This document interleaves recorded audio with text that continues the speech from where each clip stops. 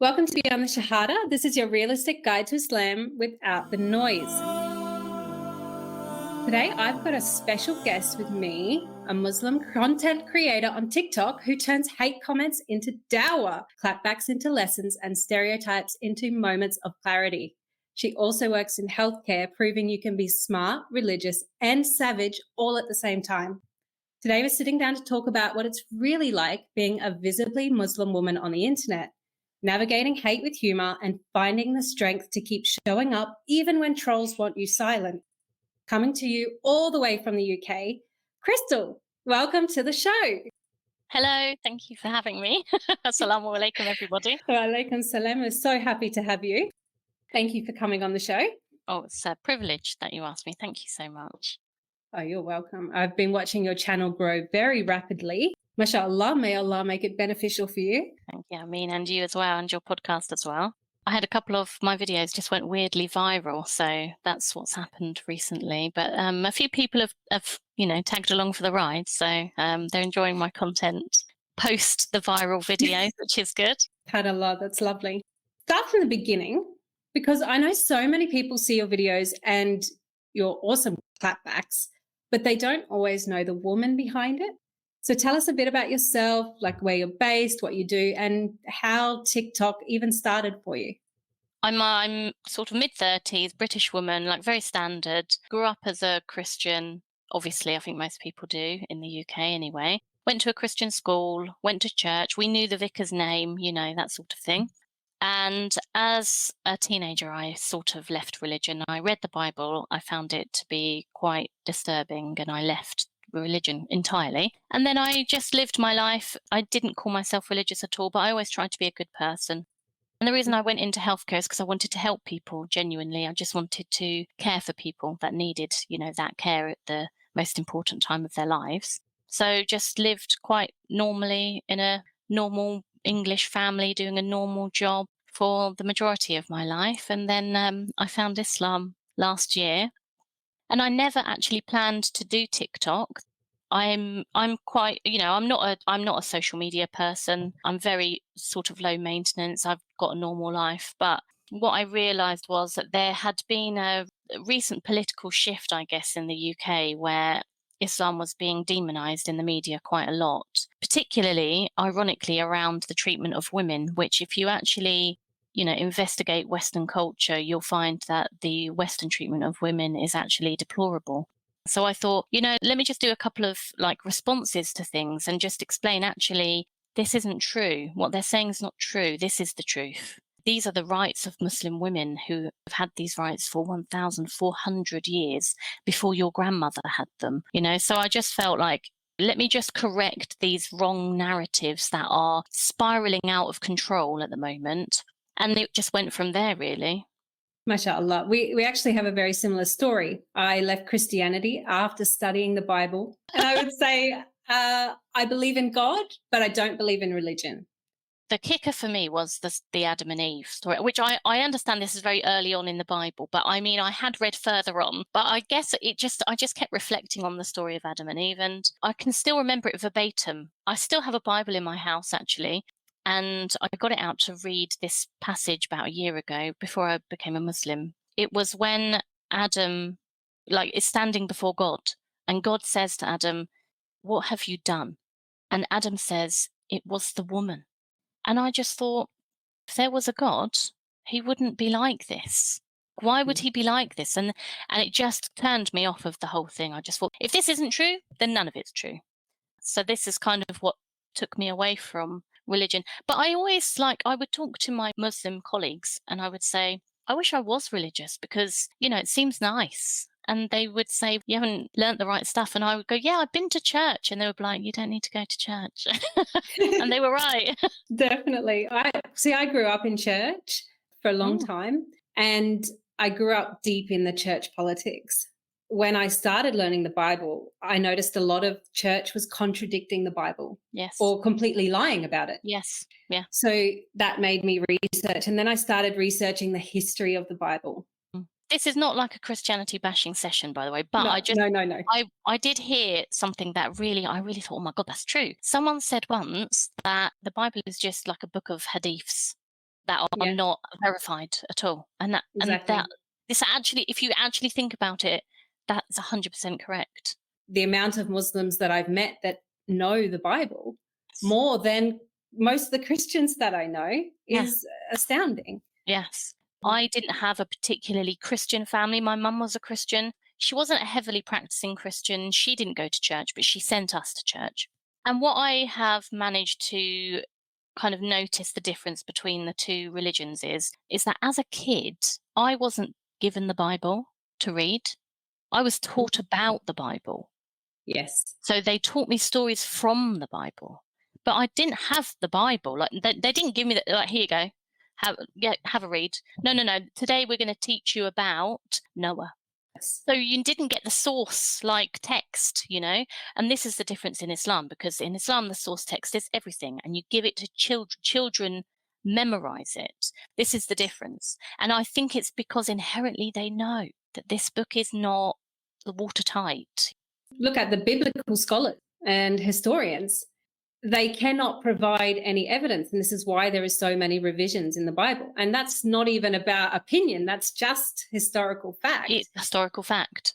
And Yeah, then when you get so many people hating on that and saying, oh, you're wrong, it's wrong, it just makes me actually really sad for the world where we can't educate ourselves, where we're relying on somebody else to give us that information. Yeah, and we're coming full circle here, because this is what happens when you get these incorrect narratives around Islam. Unfortunately, people see famous people, they've got their own agenda, they've got a massive platform that has been bought for them, and they're using this to spew not just like hatred, but lies, actual lies. You know, you can not like something, but then to lie about it. And they're taking this, they're not really looking into it for themselves, and they're just taking it and believing it. Something that I thought was really important, you know, let me just at least kind of speak up about this and try to correct. I'm not expecting to ever correct the people themselves that have this view, but the people watching that maybe haven't made their mind up yet, I want to give them both sides. You know, yeah, you've heard this, but this is the truth. You know, it's your choice. Pick one. Look into it. You said something really interesting there about the women's rights, and then kind of mixing with culture, I guess, as well. I love what you're doing on TikTok, because there is that, I think it's a lot from propaganda as well, and media, but not also that. You even get that from Islamic sources themselves. You have a lot of male representation that is focused on the male responsibilities or the perspective of men. Yes. It's not necessarily ignoring women, but it's not centered around women. And I think there just needs to be a bit more of that female leadership coming through, which is what you're doing, actually. Well, Mashallah. I did.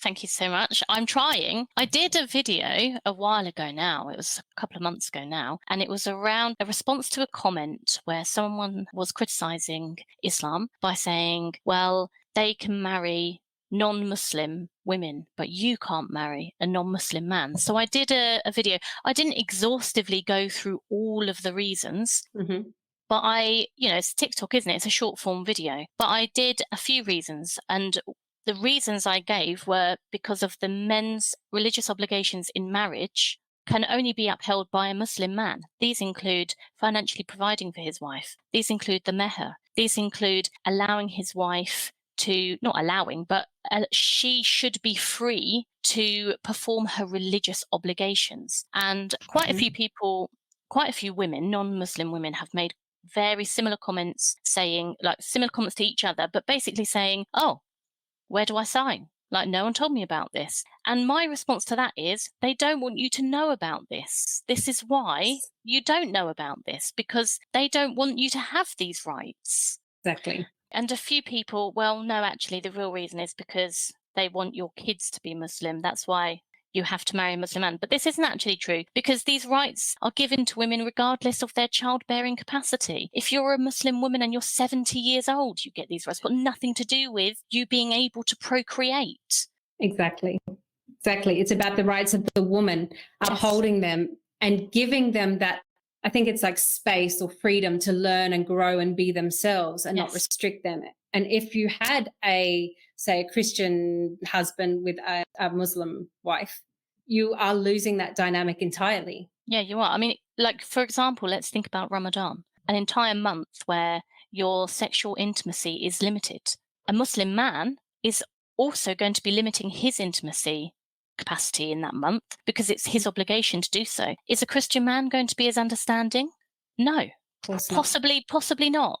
So it's these little things that people that aren't Muslim, they're not going to know these things, but they just see the ruling and they think, well, that's because women are treated extremely poorly in Islam. But actually, no, if you think about it and you go into it and you have a little bit of knowledge, I'm not a scholar, I'm not a sheikh, and I would never say that I am, but I have a small amount of knowledge. And just this small amount of knowledge gives you a huge amount of insight to these rulings. You are a Muslim woman and you're living this daily. Well. And I think this is what you're showing through on your TikTok. You're showing other women, not even just Muslim women, women in general, that you can be a whole person, be yourself authentically and follow Islam and love the deen. You're not going against what you want to follow the religion. The sarcasm in your replies, I just have to say, is absolute gold, because a lot of the times people get really defensive if you just come across and try and teach them. But when you're throwing something back at them, I think it's important as well, because I've got a sense of humour, as you can tell. Yes. There's so much Islamic content online that is so serious. And at no point am I ever poking fun at Islam. This is not what I'm doing. But I can show that you can be a Muslim and have a sense of humour. You can be a Muslim and be a normal person. And the initial intention of my videos was to correct these wrong narratives in that non-Muslim people hold. Because I guess I just thought, because I was new at the time, well, Muslims already know this.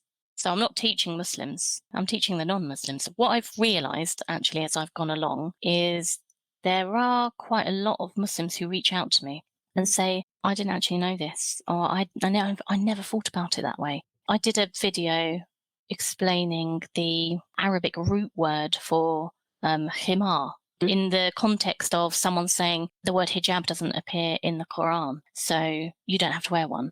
So I did a video about the historical word for himar, the root word in Arabic, where that comes from. And I had like Arabic speakers commenting on my video saying, I never knew this. I never put two and two together. You know, you've really taught me so. And I was shocked, actually. That was interesting for me. And it was something I hadn't actually considered when I started making the videos, that actually, I guess something that I have really appreciated as a revert is the fact that it's extremely easy for me to separate my culture and my religion.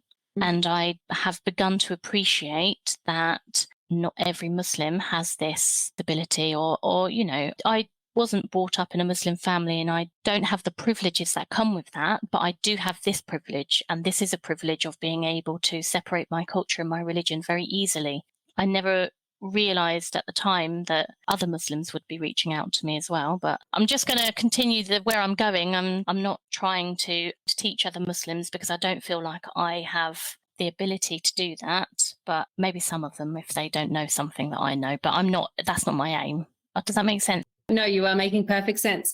On that, because you're essentially becoming a role model for a lot of women and even Muslim women, do you feel that there's a lot of pressure that comes with that, with being on TikTok, with being visibly Muslim online, answering these questions, etc.?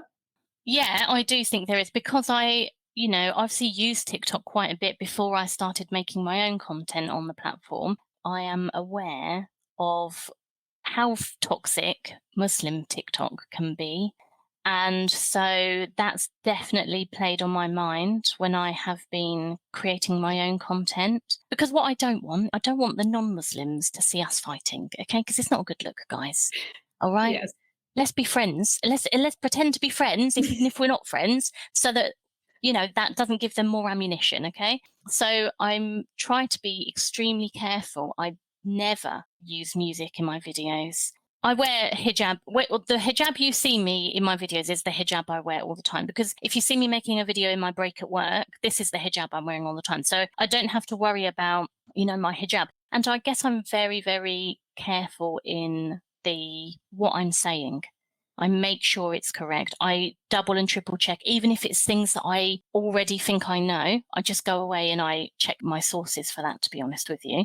But I'm not trying to be like a perfect person. I try to keep my videos very authentic. There's no perfect lighting setup. I haven't got a ring light. I don't pretend to be something I'm not. Majority of my videos, I'm just sat on my sofa in my living room next to the window.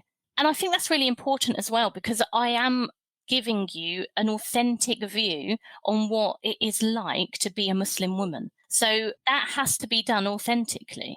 And you can be practicing, religious Muslim woman, and you can be a real Muslim woman. You can do those two things at the same time. Definitely. I love the fact that you don't hide, that you're still learning and you're still growing. And it just makes your content even more relatable as well. It doesn't put you up on this pedestal. And I think it's a really good role model to show people that it doesn't matter how much you think you know about Islam. There is still more to learn. There's always more to learn.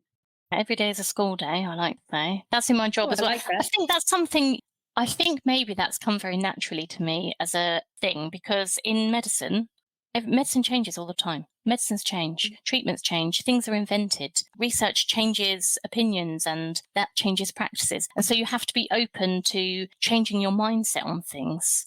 Oh, well, this antibiotic actually we've just realised is not good for this infection, so we're going to change to this practice now. Oh, okay, if that's what the evidence shows, that's what we're going to do. So I think as a person, it's very easy for me to actually look at the evidence. Let's look at the evidence, let's look at the research, and if this answer that I've believed in the past is wrong, I'm happy to change my mind, because I do it all the time at work. Maybe this was the thing that's made it easy for me, like, alhamdulillah for that. MashaAllah. That's great. I want to talk about your hate comments. You handle them so well, a lot of sarcasm in a good way, but you also restrain it. You're not offensive. Like, what's the wildest thing that someone said to you before online?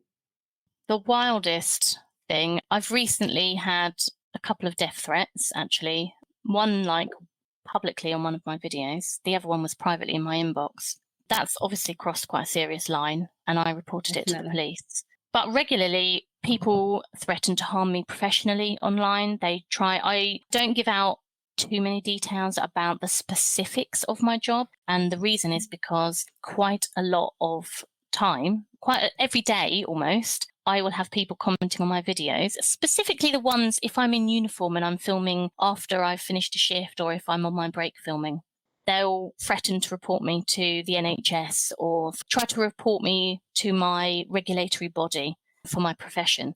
That I find wild, because I'm not actually doing anything medical. I'm just answering a question in my uniform. I find that wild. You don't even know what my job is. How are you reporting me to my professional body? You don't know what one it is. It's obviously a reminder that if you're visibly Muslim, you're a visibly Muslim woman online, it carries risks, but it also kind of makes me remember why this content still matters, is because they're trying to silence me. Exactly. You're hitting on a nerve. Yeah, and I just put my faith in Allah at the end of the day, to be honest with you. The only harm that can come to me is with the permission of Allah.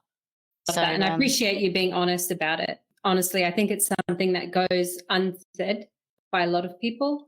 Yeah. Let's not forget the irony here, okay? Because what do they love to say? Well, women get killed in blah, blah, blah country, whatever one they fancy that day, for taking their hijab off. I'm getting death threats for wearing it. So make it make sense. Tell me you're better. Tell me this is better. Tell me how free I am. I had one last night. You're only saying this because you're in a free country with freedom that we fought for. I'm getting death threats. Tell me how free I am. Tell me again. Exactly. You're only free if you're wearing what they tell you to wear. Exactly. That's the logic there. Yeah. We're free to uncover ourselves for them. That's it. Yes, definitely. Well, I just want to shift a little bit to TikTok itself. Okay, there's a huge audience there, but it comes with its own set of challenges, obviously. What has your experience been navigating TikTok specifically as a Muslim woman? Like, do you find you get rewarded for these hate comments, or more the educational videos, or do you get caught on Muslim TikTok? I don't think I've ever found myself on like Muslim TikTok. I don't know, maybe not the toxic side of it yet. Inshallah, that won't happen. Inshallah. But maybe I'm appearing on there occasionally, but I don't know because I don't know what everyone else's algorithm is. I know what my algorithm shows me, and it doesn't show me because they're my videos. So who knows? Okay. TikTok, I think is quite a toxic platform. The moderation is very interesting, to be honest with you.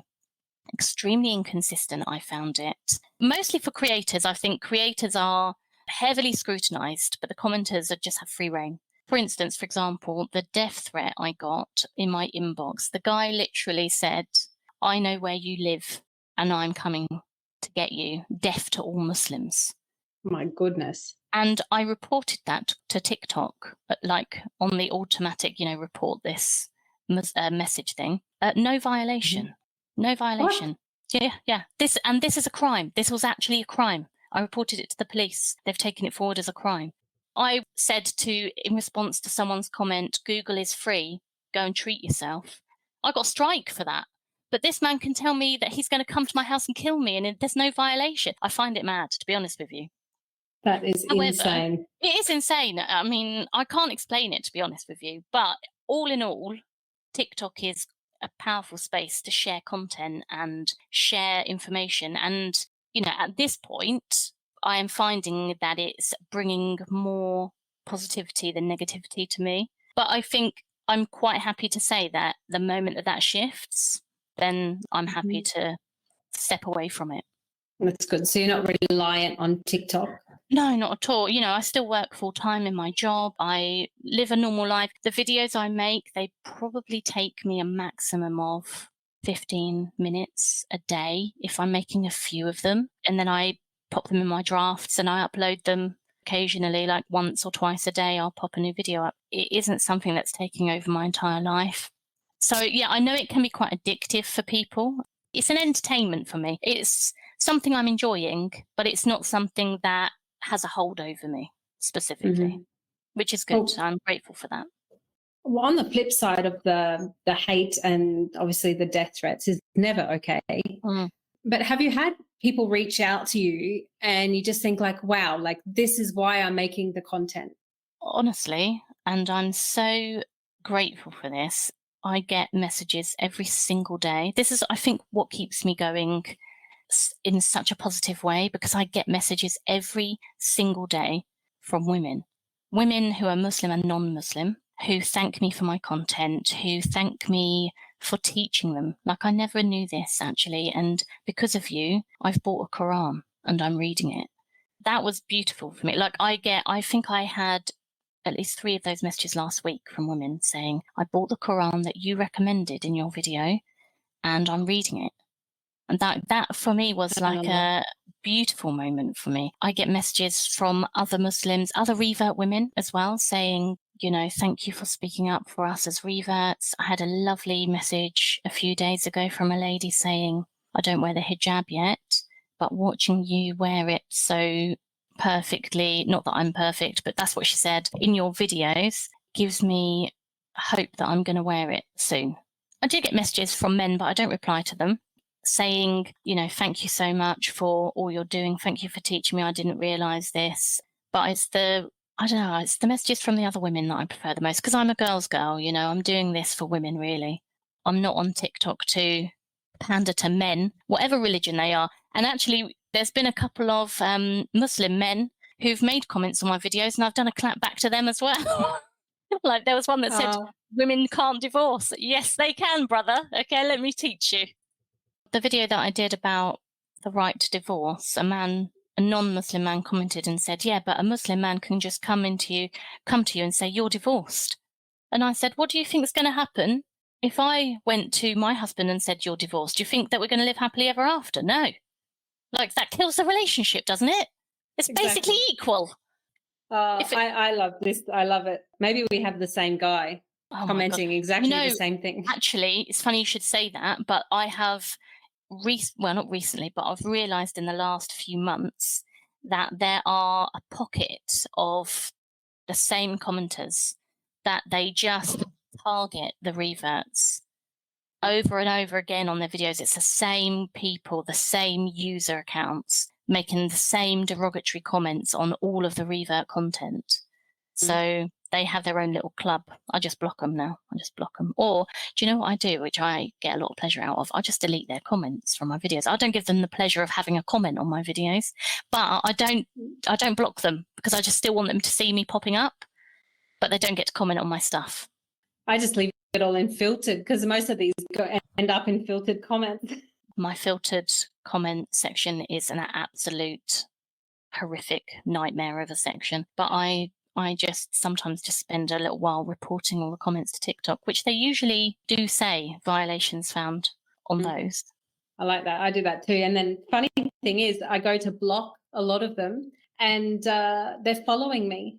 Really? Yeah, it's so strange. I think, like, why do you come to a page to attack? And it's not for conversation. It's just hate. It is pure hatred. And it's like, well, why would you follow me? That you have an agenda. Yeah, like if you genuinely felt this way, you would just keep scrolling. Yeah, or you would block that content, wouldn't you? Exactly. And the thing is, in the past, I have blocked Muslim creators that I have found to be very toxic.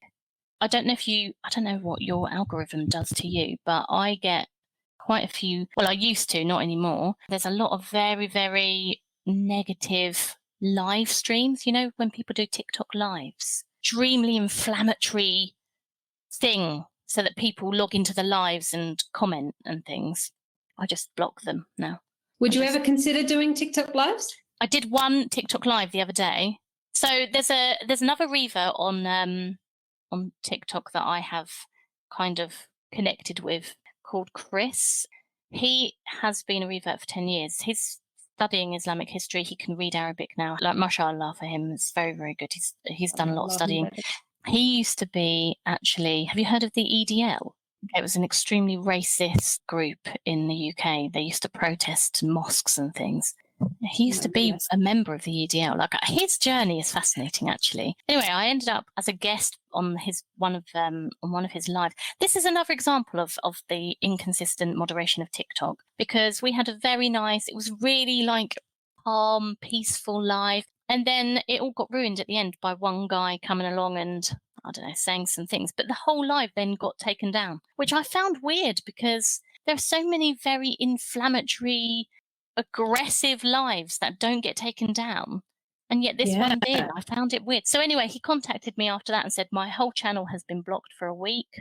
I really wanted to do another live tonight, you know, where we could talk about like the importance of keeping good friends. Because one of the reverts said something very insightful to me. She said that when she first became a Muslim, the people around her, the Muslims around her, were very judgmental. They were extremely negative. And every time she would do something, they would say, that's haram, that's haram. You shouldn't be doing that. You should be doing this, do this. So because she was such a brand new, fresh Muslim, she was like, well, this is how Muslims are. This is how I have to be. So she became extremely toxic. And so she started doing that to other Muslims. And it took her a while to realize, actually, no, that's not how I should be behaving. But it was a direct kind of correlation to the people that she was keeping around her. And that reminded me of the hadith, where if you walk into a perfume shop, you smell of perfume. And if you walk into a blacksmith, you smell of blacksmith. So you should be mindful of your friendship circle. So he was like, I really wanted to do like a little talk. I said, yeah, you know, we could have done it about this. He said, yeah, but, you know, my account's blocked. And I said, well, maybe I can go live the first time. Like I've been too frightened to because of all the trolls. And you can join me on the panel and we'll have a nice chat. So unfortunately, I didn't realize that you can't have a panel on TikTok live until you've done like 3. So I went live.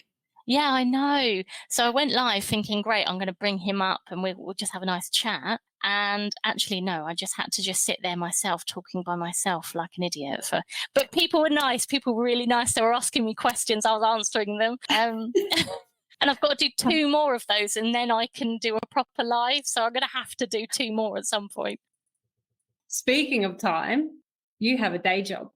High pressure, senior role in healthcare. Has that influenced the way you present online or present Islamic content online? It has. I spend quite a lot of my time talking to people. And I spend quite a lot of my time talking to people about very serious subjects. And as part of my job, obviously, not everyone has the same amount of knowledge as someone that's worked in intensive care for 10 years, you know. In fact, the vast majority of people don't have this knowledge. I've spent the last decade imparting critical, sometimes very complex information to people who have varying levels of, medical knowledge, and also usually in a very high stress, traumatic situation for them.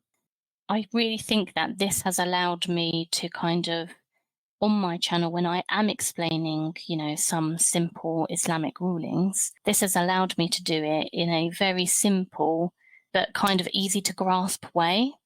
Yeah, and I teach students in my job. I have students who occasionally get a few days with me, and I tell them, when I first started my job, I just felt like a bit of an idiot, but now I'm just a slightly more experienced idiot. So if I can understand something, then you can too. And I try and take the seriousness out of it for them.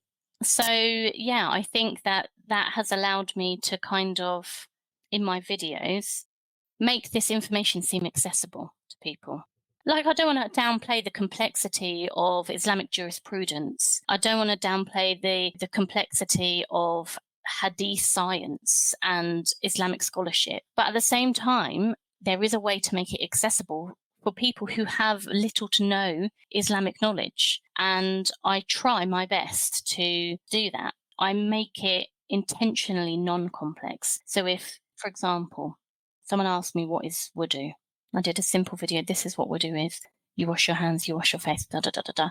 And then at the end of the video, I said, this is what breaks your wudu. Okay. And I just gave the list of things. And someone commented and said, well, if you touch your bottom, actually. And I responded and I said, listen, this is a debate amongst the scholars. And I'm not going to talk about what is debatable. I'm going to talk about what is absolute fact. If you want to follow that ruling, that's up to you. I'm not teaching Muslims here. A non-Muslim has asked me a question and I'm going to give her what I know is indisputable Islamic fact. I'm not going to talk about, I could do an hour-long video on what is debatable in wudu, and it wouldn't touch the surface. Of course. See, this too, with talking about like scholars and sheikhs, there is this perception that you have to get knowledge from them. I've seen from non-Muslims, like non-Muslims assume that this is the beauty of Islam. It is for everyone and the information is accessible to everyone. And I think you really highlight that in a really clear and calm way. And I think that is attributed to the medical background, as you said, makes a lot of sense. Try to give as much evidence in my videos as is possible for the platform. So if I'm taking something from the Quran, I present the ayah. If I'm taking something from the hadith, I'll give the hadith reference. So, and what you'll find in a lot of the videos of people trying to demonize Islam, they don't necessarily provide the evidence. They'll say, well, there's this verse somewhere and it says this. I got a comment recently on a video saying, oh, yeah, I like listening to some Islamic scholars. I like listening to Omar Solomon, they said. But I've heard that in the Quran, it says that women are animals in human form. And I said, where is that in the Quran? Show me that. So they're hearing things. No one is showing them the evidence. So I always make a point to present the indisputable black and white facts of this is what it says. I love that. MashaAllah, you are doing a great job, by the way. Well, thank you so much. I never expected, actually, my channel to get 70,000 followers. It's actually surprised me. Alhamdulillah. I'm trying to keep the videos I'm trying not to change. I'm keeping it consistent. Also, I invite my followers to keep me honest. If I make a mistake, please correct me. I'm not here pretending to be something I'm not. We're all learning. I am very careful with what I share online. I try to make sure it's extremely correct. I triple check my references. But if I've misunderstood something or if I've shared it in an incorrect way, I invite my followers to keep me honest with that and correct me, because I'm not precious about it. I haven't got a big ego about it. Obviously, I don't want to do anything wrong, and I would be devastated if I did. But I would also appreciate people keeping me aware of that, really. Well, because you are so visible on TikTok and growing so rapidly, mashallah, have you ever had colleagues or even patients come across your TikTok before? Actually, yes. I've had a patient's relative find me on TikTok. That was funny. Also, literally in the last couple of days, got a message from another patient's relative who said, I think I met you in the hospital and I remembered her. She named the ward and I recognised her name as well. And she said, I just wanted to thank you, like your support and your humour. I joke at work as well. Obviously, in appropriate situations, I'm not like uncontrolled. You always know when someone's, gonna be into it. And she just said it was really appreciated. So, I felt I've got to reply to her. I can't leave her on red. So I just wished her the best. I don't tell my colleagues about it, but my line manager did find my channel by accident and she thought my videos were funny, which was good. Then I've had like a few other colleagues from different departments in the hospital, like when they see me around, they'll say, oh, I saw you on TikTok. And I always don't know what to say back because I find it very embarrassing. And then like out in the wild, I got recognised in Medina by a couple of sisters. We went out for coffee. That was really nice. And flying home from Riyadh, this was my sort of trip. This is going to be a bit boring, but it will help. I went from London to Jeddah, got the train from Jeddah to Medina, and then I was meant to go that way home, but I decided, let me just stay in Saudi for a bit longer. I thought, let me go to Riyadh. So I went to Riyadh for a few days, Medina to Riyadh, and then flew home from Riyadh. So I'm in Riyadh flying home, and I handed the guy, I'm going through security, the guy's like, boarding pass. I give him my boarding pass. He looked at my boarding pass, and he looked at me, and he said, did you enjoy Medina? And I thought, how does he know I've been to Medina? Saudi security is like top notch. Like, how did he know? Bloody hell, that's not my boarding pass. So I said, yeah, I did. And he went, I watched all your videos. I went, oh, what? And then I just didn't know what to say. I just laughed. And then there was a group of them. They all laughed. And I was like, okay, bye. And I just took my boarding pass and went. Oh my God, it was so weird. That's funny. It was so funny because I was thinking, how did he know this? I didn't realise the security was so top-notch that they know my travel plans. Oh, that would have been a bit awkward. It was so funny, though. Oh, that is hilarious. Well, I'm glad you can have a laugh about it. That's good. Yeah, I haven't had any dodgy experiences yet, and inshallah I won't. Inshallah. Do you think that when you have a video that has attracted a lot of hate and the comments are horrible, do you think that might deter some people? You know what? No. There is light in the darkness, honestly. And for every hate comment, there are a few people watching thinking, oh, I would like to learn more about this. Or I would like to ask a question about this. I'm not welcoming the hate comments by any means. Please don't do that. I also think it's important to show that you can't silence me. You can make a hate comment on my video, but I'm still going to put another video up later. I am extremely intolerant of anyone criticising the Prophet ﷺ or Allah subhanahu wa ta'ala. And you can scroll through as many of my videos as you like, and you'll never, ever, ever find a comment that criticises the Prophet ﷺ or Allah subhanahu wa ta'ala on my videos, because I don't allow them, I don't give them any breathing space or platform at all. They go, you can criticise me, you can call me any name that you like. I'll leave that for you. You can answer for that on the Day of Judgment. That's up to you. But I will not allow a platform for criticism against my Prophet or my religion, or my God. So yeah, I allow the negative comments, but to a point. Don't take the mickey, right? This is, it's not freedom. The UK doesn't have freedom of speech, actually. It has freedom of expression. And you're not allowed to just willy-nilly say stuff that is going to hurt other people. That's an American belief. That's not a British belief. And so it's my comment section, okay? That belongs to me, not you. Personally, spending quite a bit of time in the East, the biggest eye-opener for me was seeing Orthodox Christians live and work side by side with Muslims. And it is an amazing harmony. They don't attack each other's religions. Everyone is respectful. And then you come back to the West and it's this big divide. And I think coming from that church background, I see there's a big difference between like Orthodox or Catholic or even Protestants compared to a lot of evangelists. And there's even that divide between them. And I hate to say it, there is some good ones, not saying all of them are negative. No. This is what I've experienced online. And I guess a lot of the same for you too. And instead of debating or talking or doing any research or talking about fact, they just go straight to this hate comments. They say disgusting things about, Prophet sallallahu alaihi wasallam, and they have nothing else to say. Well, that's just because they have nothing else to say, or they'll come out with these random, make nonsensical arguments. Why should we believe the Quran is 600 years older than the Bible? How much time do you think was between the Old Testament and the New Testament, guys? Mm-hmm. They don't know, though. They literally don't know. They've heard this fact from someone else. They're regurgitating it. They've never given it any thought. The fact that this is such simple research, that is the basic thing that you can research in 2 seconds. If you're not doing that and you're attacking somebody else, that tells me everything I need to know. Yeah. It's all emotion and there's no logic in it. Yeah, exactly. This is all such a powerful reminder, but I'm sure there are other Muslim women out there who want to speak up online, but might be too scared of this kind of backlash. What advice would you give to them?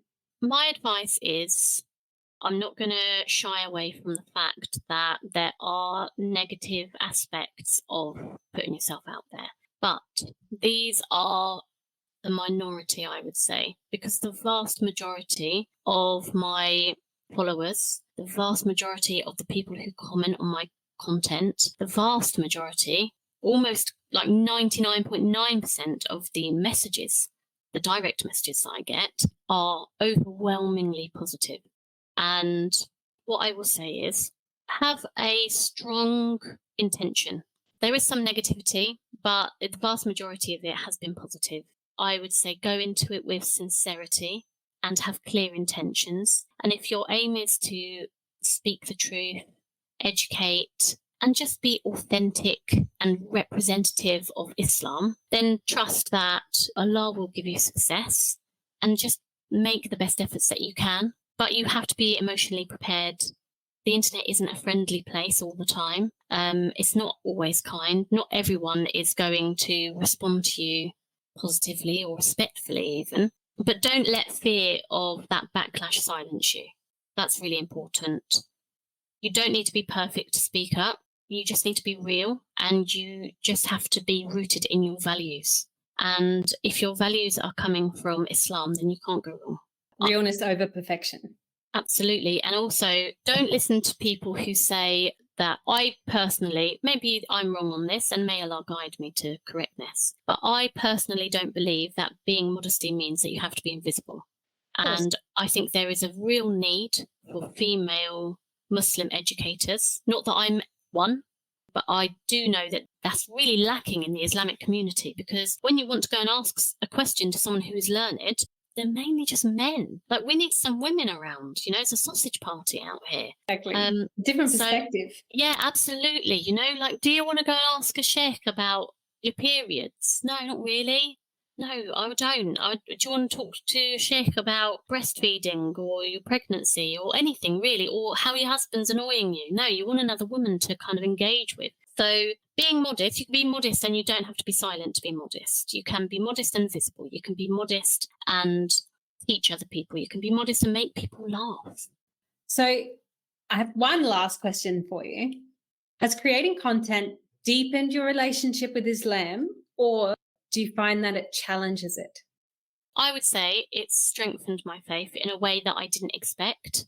Instead of shaking my faith or shaking my belief, I found myself going back to the Quran. I found myself going back to books. I found myself reading and learning more, finding out where they're getting these incorrect narratives. Oh, he's saying that this ayah is saying this in the Quran. Let me go back and read the Quran again. Let me go and read this ayah. Let me read this surah. Let me go and find the tafsir of this. What is the context of this? It's actually strengthened my connection with Islam in ways that I didn't expect it to. I never expected this to happen. And I was very naive, I think. I didn't realise that this kind of hatred went on in the world, because I wasn't ever like that. I worked with Muslims and I liked them. They were nice people. When people tell you that your behaviour and your character as a Muslim is Dawah, You must believe them because it's true. Because I didn't know anything about Islam, but I knew Muslims and I knew they were good because I worked with them. They were hardworking people. They were honest. They were friendly. They were generous and they were kind. That's all I knew about Islam was the Muslims that I worked with. 100% they are, your behavior and your character is your dawah. You probably won't even realize the effect that it's having on people because I'm sure that the countless Muslims that I worked with didn't realize the effects that they were having on me. And also I waited until I wasn't a fresh brand new Muslim coming onto TikTok and doing videos. I still feel like a bit of a baby Muslim because it's been a year and a half. I've done a lot of learning in that time, and I also did a lot of pre-learning about Islam before I became a Muslim. And since then, it's only grown, alhamdulillah, because I think Allah put the love of Islam into my heart. I love it. I love reading about it. I like finding things out. And so, making this content has actually, in many ways, strengthened my belief and strengthened my knowledge. And also, like doing videos on very simple questions. I go back to the books and I go back to the information and I double check and triple check. I'm constantly building my knowledge base and I'm extremely grateful for that, actually. Very refreshing to hear as well. I think when I'm only still very new on TikTok and I stayed away from all social media, really, most of these things for years. I've been a revert now for 7.5 years, alhamdulillah. And inshallah. It's only now that a couple months ago that I was like, I am in a good place. I want to share my story because there's other people like me. Yes. And I want to share that. And I think at the beginning you can get so caught up in that hatred and the people that attack you, and that becomes your standard. Well, I think we've had a wonderful talk today. Crystal, thank you so much for coming on the podcast and for sharing your story and for giving us some great tips.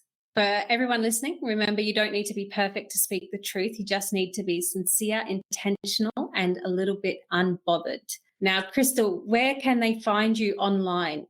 I'm only on TikTok. I don't have any other social media. I haven't got the time, I think. But if you're on TikTok and you fancy a laugh, then my username is sister.crystal. You can always ask me questions and I will happily answer them. I will drop the handle for that in the show notes as well, depending on what platform you're on, or I'll pin it in the top comment. And until next time, this is Beyond the Shahada, where we keep it real and unfiltered. Bye.